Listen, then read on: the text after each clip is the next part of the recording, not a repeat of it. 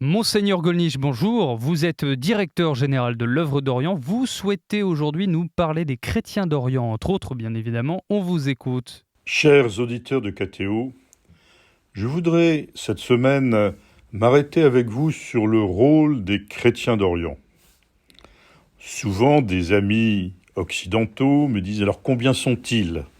Tellement nous sommes des amoureux des statistiques, des chiffres, des nombres.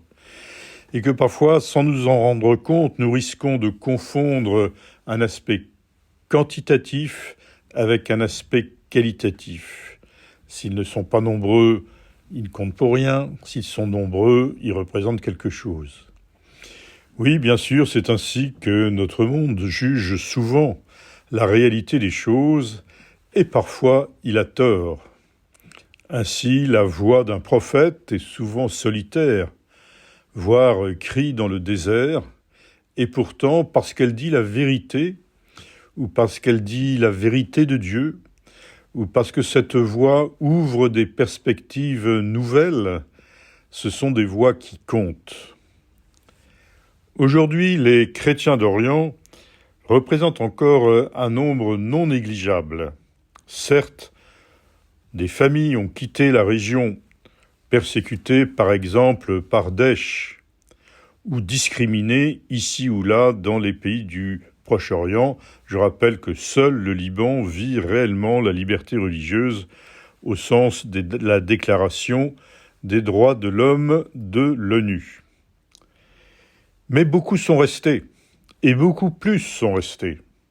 Et donc l'Œuvre d'Orient, avec d'autres associations, souhaite, grâce à la générosité de nos donateurs, aider à ce maintien en Orient. Et qu'en est-il du sort des musulmans, Monseigneur Golnisch ? Ne nous y trompons pas, beaucoup de musulmans sont très attachés à ce maintien des chrétiens d'Orient. Ne croyons pas que tous les musulmans se réjouissent de la violence et de la cruauté de certains groupes islamistes fondamentalistes. Ce n'est pas le cas.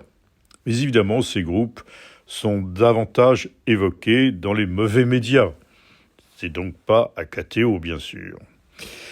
Les chrétiens qui restent sont une voix de liberté, une voix qui peut être entendue parce qu'elle n'est pas liée au pouvoir plus ou moins corrompu qu'il peut se trouver ici ou là. Une voix qui souvent parle avec tous, les sunnites, les chiites, les druzes et d'autres communautés encore.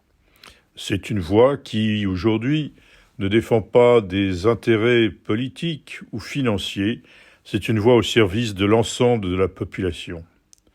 Oui, aujourd'hui, les chrétiens au Moyen-Orient ont un rôle considérable à jouer, qui va bien au-delà de ce que nous diraient les statistiques si nous pouvions en faire, ce qui n'est généralement pas le cas. Prions avec nos frères d'Orient, soutenons-les dans leur mission, eux qui ont tant de courage à témoigner de l'amour de Jésus-Christ dans notre monde. Merci, Monseigneur Golnisch. Je le rappelle, vous êtes directeur général de l'Œuvre d'Orient. Excellente journée à vous.